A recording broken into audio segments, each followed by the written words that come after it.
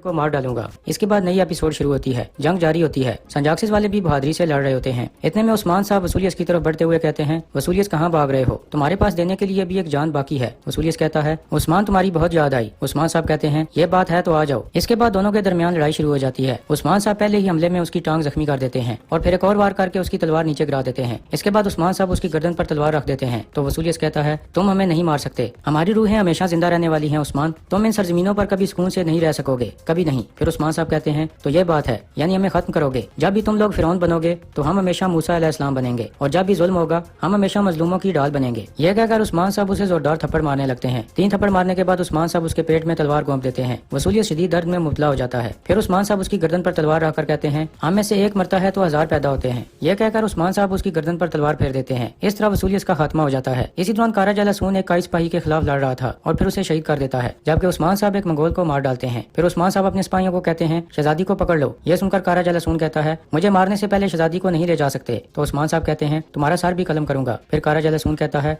अगर शहजादी को ले गए तो गोरखलू खान के गजब का सामना करोगे। इतने में आइजल आकर कारा जलासून को कहती है, शहजादी को हासिल करने के लिए हमारे पास आदमियों की तादाद बहुत कम है। यह सुनकर कारा जलासून कहता है, हम पीछे हट रहे हैं। इसके बाद वो अपने घोड़ों की तरफ बढ़ जाते हैं, जबकि इसी दौरान उस्मान साहब और उनके साथी बाकी बचे आदमियों का खात्मा कर रहे थे। इस तरह कारा जलासून भाग जाता है। इसके बाद बाइंदर शहजादी वाली घोड़ा गाड़ी का दरवाजा खोलता है तो वो खंजर से हमला कर देती है। बाइंदर कहता है, क्या आप हर शख्स पर खंजर चलाती हैं जो आपकी हिफाजत करता है शहजादी? शहजादी मारिया कहती है, कैसी हिफाजत वहशी तुर्क, अपना हाथ पीछे हटाओ। लेकिन बाइंदर उसे जबरदस्ती पकड़कर बाहर उस्मान साहब के पास ले आता है। फिर उस्मान साहब कहते हैं, शहजादी मारिया, वो आपको इस्तेमाल करके सियासी खेल खेल रहे हैं जो कि हमारे मफाद में नहीं है, इसलिए आप थोड़ी देर के लिए हमारी मेहमान बनेंगी। यह सुनकर शहजादी मारिया कहती है, यह हरगिज़ हिसाब के बगैर नहीं रहेगा। इसके बाद उस्मान साहब कहते हैं, आईकुर्द शहजादी को सोगोत ले जाओ, सांजाक्सिस वाले भी तुम्हारे साथ होंगे। यह सुनकर आईकुर्द शहजादी को घोड़ा गाड़ी में बिठाने लगता है। फिर उस्मान साहब कहते हैं, बोरान, हम यानी शहर जाएंगे क्योंकि नए बाजार के बारे में सुनने वाले जरूर यानी शहर आ रहे होंगे।